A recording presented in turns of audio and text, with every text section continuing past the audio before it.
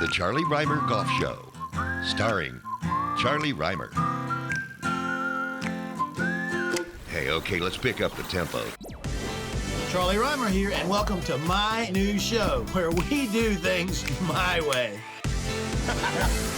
As a former golf pro and media personality, I know golf. But this isn't going to be your grandfather's golf show. I'm bringing you conversations with celebs and golf greats, getting off the course and out on the water, and even getting into some good eats. This is the Charlie Rymer Golf Show. Keep it in the fairway, folks. I'm in the heart of Myrtle Beach, South Carolina. This is Prestwick Country Club, a Pete Dye gym. Today, I'm hanging with PGA Tour winner Wesley Bryan. I'm Charlie Rymer, and this is Riding with Rymer.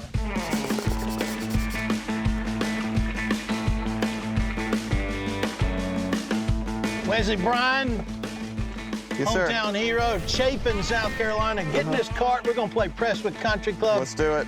Pete Dye and PB Dye golf course. You're going to love it.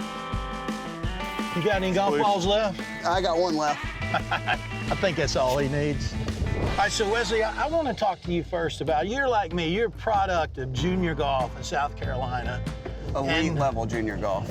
Elite level junior golf. But I mean, South Carolina, what do you think it is about South Carolina that's produced so many PGA Tour players and now major champions? And even though we're a small state, we come up big in the world of golf. I know, and I'll tell you, the biggest shame is that not all of it has cycled through the University of South Carolina. Well, it's because you don't have a very good coach at South Carolina and Bill McDonald. Oh, absolutely. we all know that we're dealing with a little bit of a handicap there. Bill McDonald, by the way, was my teammate at Georgia Tech, a great friend, an amazing coach, and you play with him. Also a fantastic player. Right, absolutely. We're going to spend a lot of time making fun of Bill McDonald today. I love that. No, I think it's a byproduct of the Junior Golf Association. It's an association that I've supported for years. Or anytime anybody will listen about junior golf in South Carolina, it starts with the South Carolina Junior Golf Association and the tournaments that they put on. So I never had to leave the state to play good quality tournaments with good quality competition. So those guys at the Golf Association is what I attribute it to. It's like a love of golf for South Carolina, and it's an investment in the product here, and the payoff has been huge. Right. Growing up here, financially, it's just not as difficult to pursue competitive golf. All right, Wesley, I got a par 3 for you. Number 5 here at Prestwick. 192 yards today. I know you don't see water, you don't see trouble, but we got water short, we got water left, we got a whole location tight on the left. Are you up for this challenge? Yep. I like a little buttery fade right off the left side. Buttery fade. I like butter. I'll tell you what, whoever was at this crime scene before. Yeah, that's some gouges right there. Those two divots don't look too I'm much. guessing these didn't go real good. So what do you got? I got a 6-iron. That pretty standard 192, 6-iron? 192 actually is. If I were to go off the rack yardage, I would say 192 is my 6-iron number. All right. Might have just made it.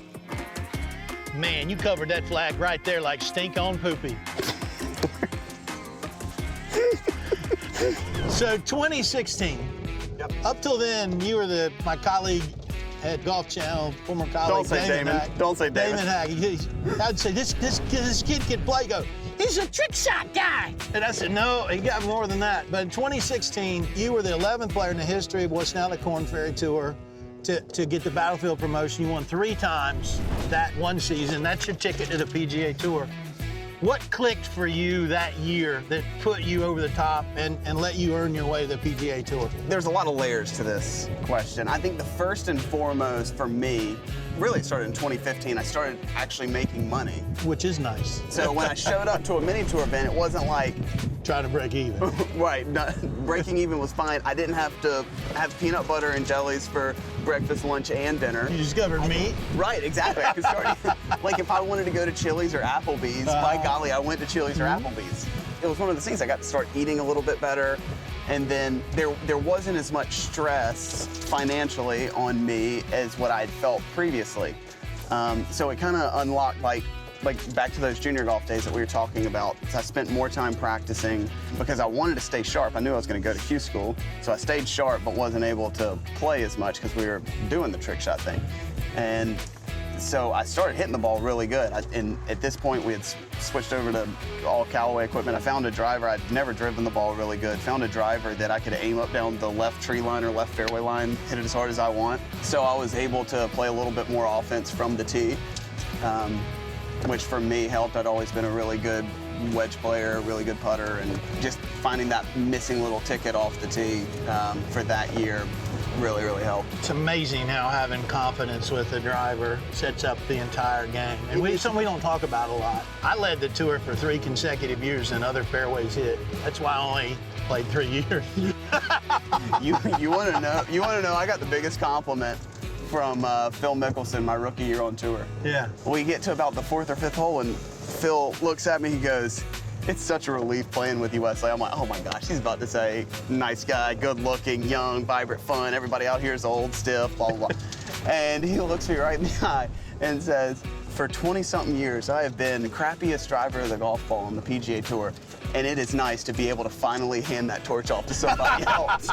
He said, "Because at least I hit it long and crooked." And then at that point, I knew I really liked Phil Mickelson. That's so awesome.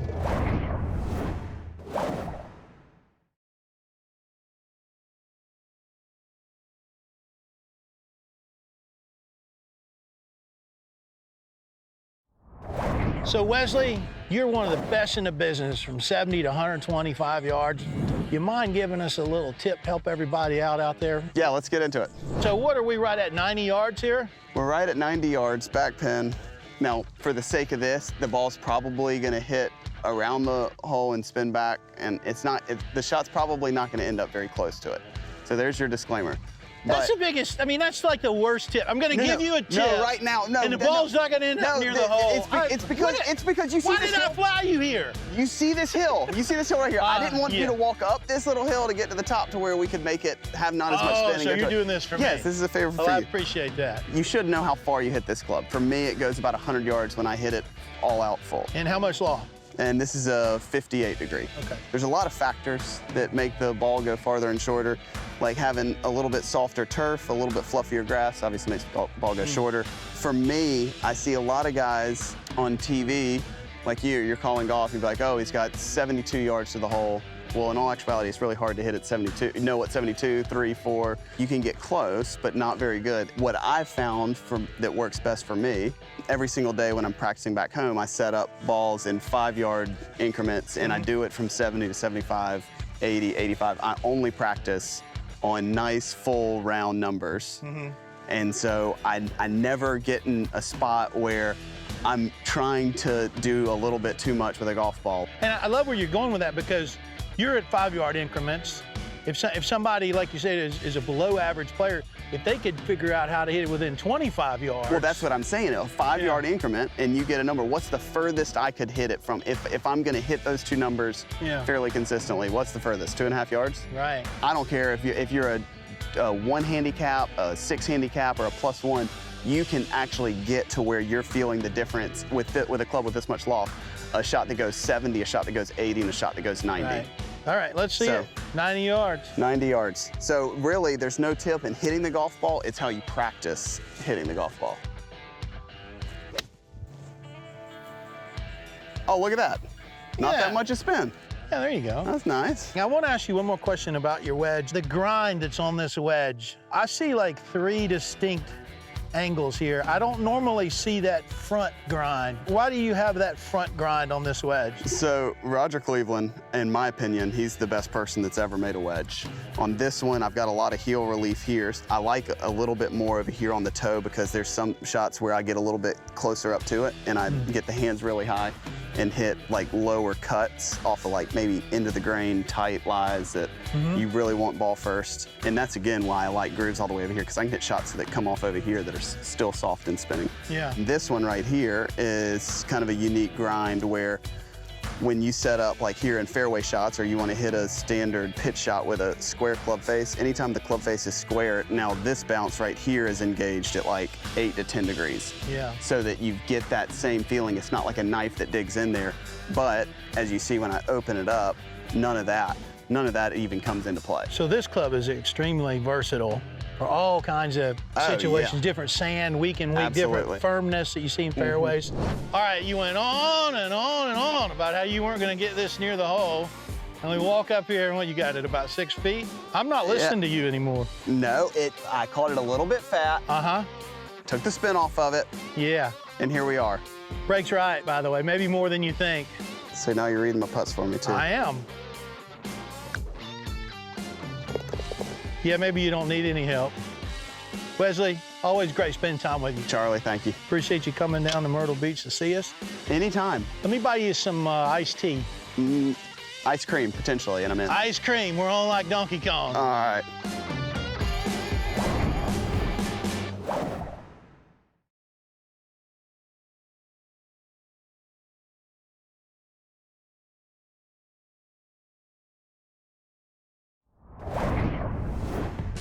Welcome back to the Charlie Rymer Golf Show. You know, some days I just hop in my golf cart and there's no telling where I'll end up. Today I found myself at Huntington Beach State Park. Let's see if we can find my friend Ranger Mike and maybe even meet some golfers. Thank goodness, Ranger Mike, I found you. Hey. You know, I can get a little bit off course. Getting off course at Huntington Beach State Park is a great place to be off course. You know, I love it here. I just live a couple miles away, and I understand you're going to give me a tour today, and I'm going to learn a lot more about this park. That's the goal. Let's go ahead and get started. All right, let's do it. So, Ranger Mike, I live about 2.5 miles that direction. I oftentimes fly right over the inlet here. And what stands out to me is, especially when I'm flying in, this inlet is really distinguishable from everything up and down the coast, anywhere around here. Talk to me about how unique this piece of water is. The salt marsh here in Myrtle's Inlet is kind of distinctive. That most of the world's salt marshes occur where you have a freshwater river meeting the ocean, and that is not the case here. So this is a full salinity salt marsh. And that has a big impact on everything from the seafood that comes from the salt marsh. Which I'm very familiar with. Yeah, and the truth of it is most of what is harvested in South Carolina as quote-unquote seafood is actually salt marsh food. This is where our oysters and clams come from, you know, shrimp and blue crabs, flounder, a lot of the fish that you like to eat. Here, the water conditions are actually much more stable. So that's conducive for a great variety of fish and other marine life. It's also great for birds. Some of those birds, like migratory shorebirds, those birds are flying thousands and thousands of miles in a week. Having a safe beach to just rest and feed undisturbed, that is literally the difference between life and death for them. And then we have other birds that are actually nesting right now. Right now in the park, we have least terns, Wilson's plovers, and American oyster catchers that are nesting. Those are all threatened species. This bird's nest right on the ground. Their nest is just a little scrape in the sand that they lay their camouflage eggs in. They're super vulnerable to predators and especially dogs. So here at Huntington Beach State Park, one of the things that really makes this park unique is an incredible diversity of habitats. We've got these salt marshes, we have freshwater marshes, brackish water marshes, maritime forests, sand dunes. We even have a rocky coast. Well, my wife and I on any given day, along with our 2 golden retrievers, are subject to be over here, either on the beach or walking some of the beautiful trails, but we're not the only ones. Talk to me about the number of people on an annual basis that come and enjoy Huntington Beach State Park. So we actually opened in 1960. Over the years, our popularity has grown enormously. So we're well over 1 million visitors a year now. When things open back up, people were looking to get outdoors. And so our visitation has exploded, as it has for pretty much every park in the country. That's the thing, and people come to Myrtle Beach, often they're coming to play golf, they're coming for a beach vacation, they're coming for the great food, just to, you know, get the kids out of the house. And there's so much history here, and there's so much really cool ecology that oftentimes it gets overlooked. And this really is a paradise right in the middle of all of that. Well, Ranger Mike, thank you for all the great info on Huntington Beach State Park. I see why you're so happy to get into work every day. Yes, sir. Yeah, I have the best job in the world. Well, let's go check out some of the wildlife here. And I'm betting you got some golfers out here using the park. I bet there are. Let's get after it. So, Ranger Mike, the legend is true. There's a castle right here in Murrells Inlet, South Carolina. There is. On the beach. There is. So this is Atalaya. It's a National Historic Landmark, former winter home of Archer and Anna Hyatt Huntington. The name Atalaya actually is Spanish for watchtower. So it refers to the very literal centerpiece of the building. This watchtower was actually a water tower. There was originally a tank at the top, provided water pressure for the building, also served a secondary purpose. The Huntingtons were very concerned about mosquitoes, having never lived in the South before. So Archer had a rather forward-thinking idea. He was going to build a watchtower that was really a water tower that was going to double as a giant bat house. Figured bats would live in his watchtower. They'd come out every night, fly around to eat the mosquitoes. But the Huntingtons found a more practical way of avoiding mosquitoes, and that is they just visited in the wintertime. I would wonder otherwise why those doors. Right, yeah. I mean, it was designed, like specifically designed for that. It's a very popular venue for weddings and festivals. It's a very unique building. There's nothing even remotely like this anywhere in South Carolina. Ranger Mike, thanks for the tour of the castle.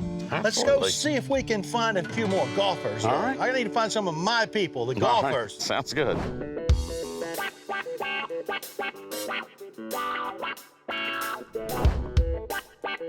I'm hiding behind a tree. Hey, how are you? I'm Charlie. Hi, I'm Ben. Hey, Ben, nice to meet you. You ready to play some Huntington Beach State Park ambush trivia? I'll give it a shot. All right, I got some golf trivia. I got some Huntington Beach State Park trivia. If you win, which in this case is getting 3 out of 5 correct, you get some St. Nine golf balls. Great, great. You ready for question 1? I'll try it. Are you sure you're ready for question 1? I'm ready. Okay, Tiger Woods, you've heard of him, right? Yes, sir. He won the 1997 Masters by how many strokes? And this is multiple choice. A4, B6, C9, D12. I'm gonna say B. No, let's talk about this a little bit. Okay, so I'm asking you this question about Tiger Woods in 1997, and he did something really special. So keeping that in perspective, he won by how many shots? A4, B6, C9, D12. I'll say D12. Had up, baby. You see how this game works, right? Yeah. Okay, I'm not gonna help you out with this one. Which country has the highest number of golf courses per capita? Hint, hint, hint. Do you know where golf was invented? Ireland. You're really close, but it was Scotland. Scotland. Yeah, it was Scotland. Some people, by the way, think the first golf ever played in the U.S. happened right here in South Carolina. All right, question 3. How many species of birds can be found in Huntington Beach State Park? This is multiple choice. Remember in question 1, it's like a big number, A, 100, B, 200, C, 250, D, more than 300. I'm gonna go with D, more than 300. Brilliant. Okay, you only got to get one of the last 2 right to get your St. Nine golf balls. That would be great. Which golfer's nickname is the Big Easy, and he ain't from New Orleans? Oh, the Big Easy is, A little south of New Orleans. 3, 2. I'm just gonna say John Daly. But I can't think of the name. I heard it too. Ernie Els. Okay, if you get this one right, you're in. Besides 3 miles of beach, Huntington Beach State Park is made up of what important ecosystem? Something that you saw pretty quickly after you came through the gate. Swamp. Swamp. Everglades system. Let me think for a second. Judges, swamp. The actual answer is salt marsh, but we'll take swamp. How about that? That sounds Ben, thank great. you for playing. Appreciate it. Thank you very much. Hope you've enjoyed your day here at Huntington Beach State Park. I did, thank you. All right, don't lose those golf balls.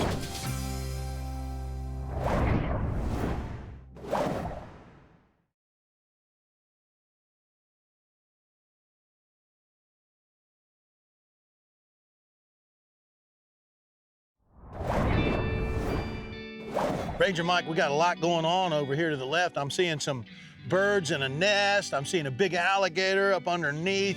That's sort of like me hanging out at Chick-fil-A drive-thru, right? I'm thinking something's going to drop down. You know, is that what's going on with the gator under the bird nest? That's part of what's going on. So right now we have a variety of water and wading birds that are nesting, including these anhingas over here, which are very cool.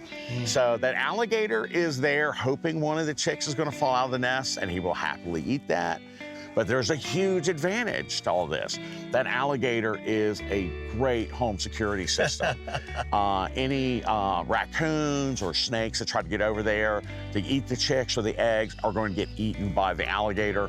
And in South Carolina, we find that is the #1 success factor for these birds when they're nesting. They've got to have the alligators and that home security they provide. So are the birds looking for the alligators to nest over? So it's not the other way around. Right. Wow, that's They're really cool. looking for an area with alligators, and they nest generally in groups, and that activity is going to draw the alligators right under their nests. I've always been fascinated by alligators since I was a kid. I grew up upstate South Carolina, but I see more alligators these days at age 54 than I did when I was 8, 10, 12 years old. Do we have more alligators around now? Back in the 60s and 70s, they were an endangered species. With the protection covered under the Endangered Species Act, they've made a tremendous comeback. And they are found throughout the Southeast wherever you have freshwater marshes, generally. Our friends from up north, Canadian friends in particular, they'll come to a golf course, wintertime, big alligators will lay up on the edge of golf course ponds. And I've had it said to me many times, that's not a real alligator, it's fake. I definitely would not recommend throwing things at them. In fact, that's illegal. That's considered harassing wildlife. I think it also could be pretty dangerous. You don't want to forget, alligators are the top predator here in a freshwater marsh or in a golf course pond. So in review, if you come visit us from up north, you've never seen an alligator, do not think it's fake. It is not. That thing will get you. Yeah, don't harass the alligators. All right, Mike, I'm glad you could rustle up some gators for us. Let's head on down here and see what else we can find. Sounds good. If you've enjoyed visiting Huntington Beach State Park as much as I have, check out a park nearby next time you travel to South Carolina. From the mountains to the coast, there's bound to be a state park near you. Visit SouthCarolinaParks.com for more info. Thanks for joining us on the Charlie Rymer Golf Show. Grab an easy chair and let's wrap up another episode. The average golfer's worst enemy isn't a fast backswing or an incorrect tee height or anything like that. It's a lack of focus. I can't tell you how many times I bounced a ball off a house because I was thinking about what's for lunch. There's always another email to send, another text to answer. Leave your cell phone at home. Or better yet, throw it in a pond. Do that, and I guarantee that you'll shoot better scores. Hope you've enjoyed the Charlie Rymer Golf Show. Keep it in the fairway, folks.